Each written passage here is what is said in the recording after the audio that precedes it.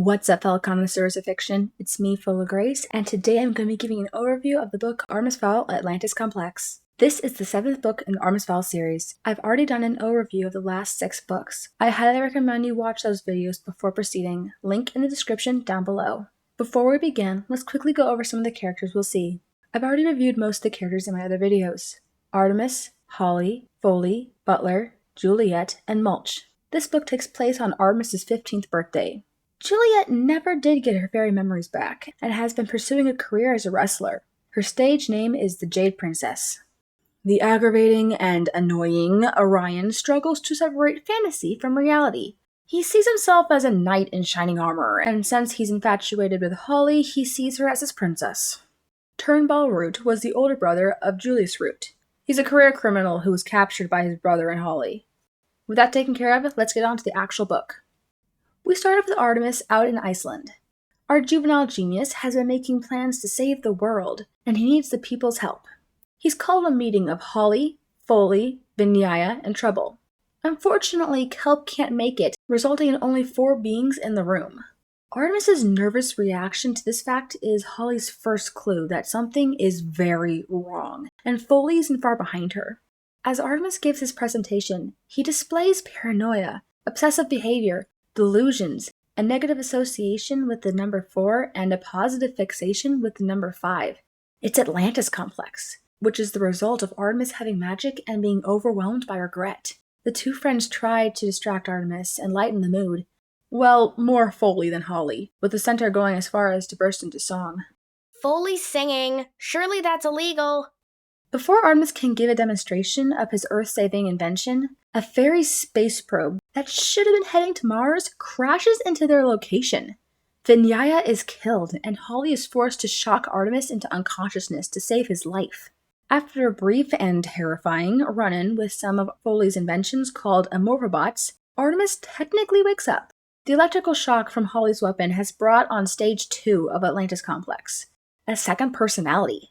Artemis is locked away in his own mind, while Orion takes over control of the 15-year-old body.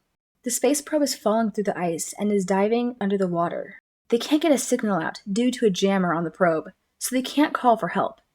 The craft is made of stealth ore, so it's impossible to track with sensors. The trio uses a fairy pod to go after it. All the while, Orion won't shut up. How do I love thee? Let me see. I love thee passionately and eternally. Obviously eternally. That goes without saying. And later on, and the princess is calm now, so no harm done, goodly fellow. I must mind my knight's temper. Sometimes I rush to battle. And when Holly orders him to shut up, very well, then quiet it shall be. I would rather cut out my own tongue than utter one more word. I would sooner behead myself with a butter knife than speak a single... Enough is finally enough, and Holly cuts him off with a punch to the solar plexus. Eventually, they realize their target is heading full speed at Atlantis. Holly flies their pod as fast as possible to the surface to get a warning to Haven. There's also the problem that their air filtration system has been damaged, so they need fresh air as soon as possible. To buy some time, Holly zaps both Foley and Orion. Thankfully, Holly manages to get a message to the LEP just before she passes out.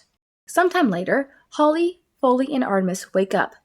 It seems electrical shock is the key to switching between Artemis and Orion. They call Trouble and learn what happened. Apparently, not long after they got Holly's warning, the probe suddenly revealed its presence. Whoever was behind this definitely wanted them to evacuate Atlantis. At the last second, the probe veered away from the city. While Atlantis is safe, many died and were injured. The trio is stuck out in the ocean, with no possible way to go investigate what happened, when they're picked up by 3 friendly faces: Butler, Juliet, and Mulch. They've been having their own crazy journey, and thanks to zombie fans, Juliet has her memories back. Butler demands an explanation for what's going on with his charge. Artemis is starting to spiral again, so Holly explains about the Atlantis complex. Now that everyone's caught up, Artemis is focused on the problem below. At first, he thinks it must be Opal, who is currently being imprisoned in Atlantis. But it quickly becomes clear that the actual culprit is someone Artemis has never heard of. Apparently, Turnbull and a handful of his supporters were in the only shuttle to be completely destroyed by the probe.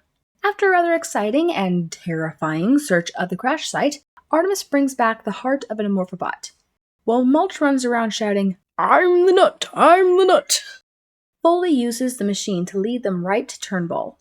Unfortunately, no sooner do they find their target than they're captured by Amorphobots and brought before the elf in question. They learn that Turnbull wants to get his hands on number 1, and he plans to use them to capture their friend. He doesn't have any magic since he's a criminal, but Turnbull is a master with black runes. With this knowledge, he puts both Holly and Artemis under his thrall. If you want to know how they get out of this tight spot, what Turnbull is up to, how Artemis got an Amorphobot's heart, why Mulch was shouting about nuts, what exactly happened to Butler, Juliet, and Mulch, and how they found the others, then I highly recommend you read the book Artemis Fowl, The Atlantis Complex. In fact, go ahead and read the whole series written by Owen Colfer. Anyway, I'm Full0Grace, and I'll see you all next time.